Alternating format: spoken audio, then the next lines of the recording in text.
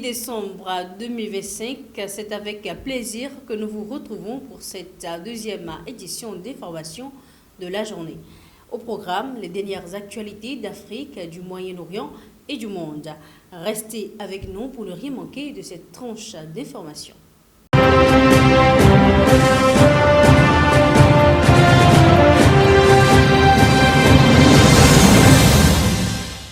L'actualité africaine ouvre cette session. La CEDEAO se déclare en état d'urgence, mais sans mesures formelles. Suite aux récentes tentatives de coup d'État au Bénin et en Guinée-Bissau, le président de la commission de la CEDEAO, Omar Touré, a affirmé mardi 9 décembre que la communauté ouest africaine était en état d'urgence.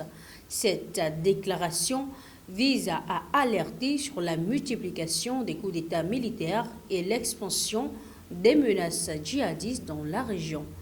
Toutefois, aucun mécanisme officiel d'état d'urgence communautaire n'existe à ce jour.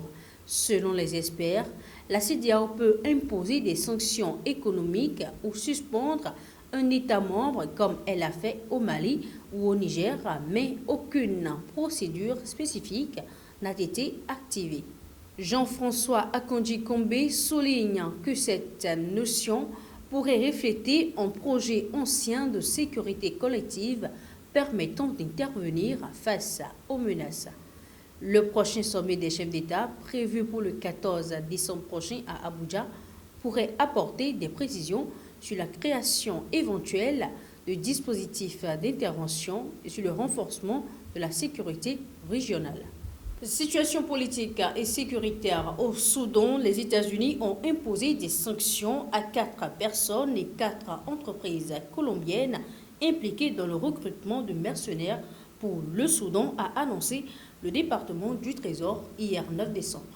Ce réseau dénoncé en septembre par les autorités de Port-Soudan auprès du Conseil de sécurité de l'Organisation des Nations Unies serait financé par les Émirats arabes unis au profit des forces de soutien rapide.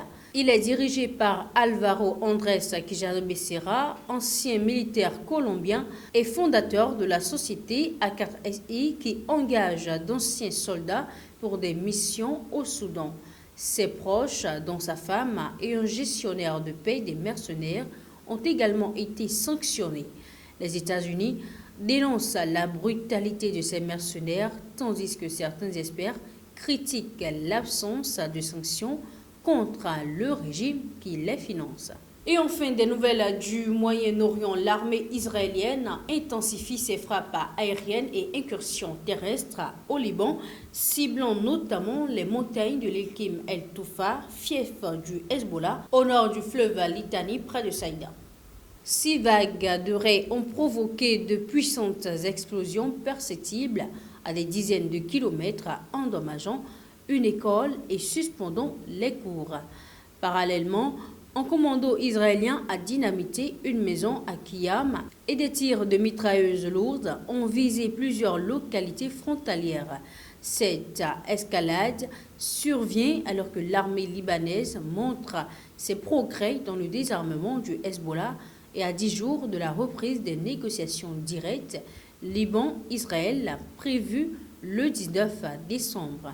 Le président libanais Joseph Aoun appelle les Nations Unies à exercer une pression sur l'État d'Israël pour faire respecter le cessez-le-feu régulièrement violé depuis novembre 2024. Ce sera tout pour cette soirée. Merci de nous avoir suivis. À très bientôt.